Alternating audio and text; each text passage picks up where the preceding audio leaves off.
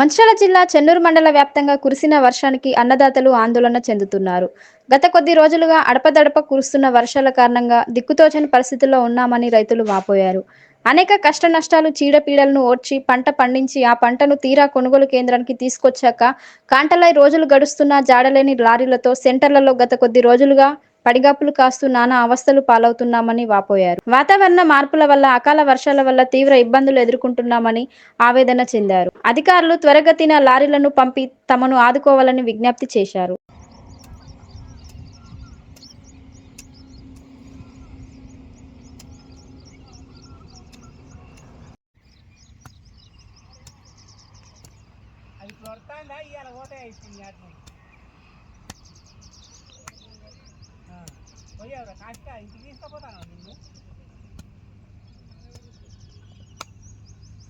కిష్టంపేట చెన్నూరు మండల కిష్టంపేట మాది.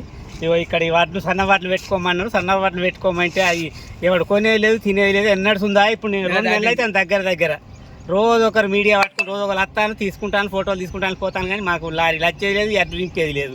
మరి వాటిని చూస్తావా సార్? ఇగో ఉల్లారిపోయి ఎక్కడ పదన లేదు, ఏమి లేదు. మొత్తం అన్ని కప్పులు పెట్టుకొని చూసుకుంటే ఎదురు చూస్తాను సార్ లారీల కోసం అని. ఇప్పటికి 10 రోజులు అయితే లారీలు వస్తాయి అంటే ఆ లారీలు వచ్చేది మేము నింపేలేదు, ఈ పోదినే లేదు.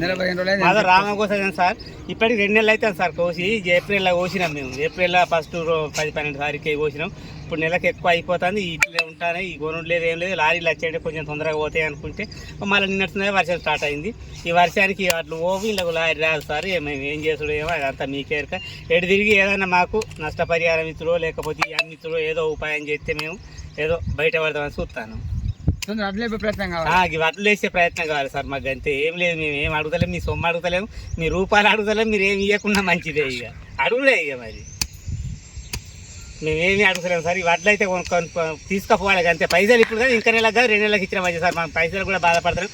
అప్పులోనికి ఇంకో 2 నెలల వాటి అడుగుతుంది, కట్టుకుంటాం. కానీ ఈ వడ్లు అయితే తీసుకొని పోవాలి సార్. ఎటు తిరిగి లారీ తొందరగా పంపించాలి. లారీలు అయితే తొందరగా పంపించండి సార్. తొందరగా పంపిస్తే మోసైనా అవతల వారితాం సార్. ఇంత కష్టపడ్డాం, ఇది కూడా మాకు ఇంత కష్టం కాదు. ఏదో ఉపాయం చేస్తాం. మొన్న ఒక గాడి నుంచి కాడ తీసేసేయంటే 10 రూపాయలు అడిగితే యువతల నుంచి అవతల వేసింది సార్. అంతే. ఈ వడ్లు అయితే ఎటు తిరిగి ఇవాళ రేపు పోవాలి సార్. పోకపోయాయంటే ఈయన విడిచిపెట్టేది అగ్గిదాలుగా పెడతాం, పోతాం ఇంటికి. ఇవి తినేది లేదు మేము, మీరు కొనేది లేదు.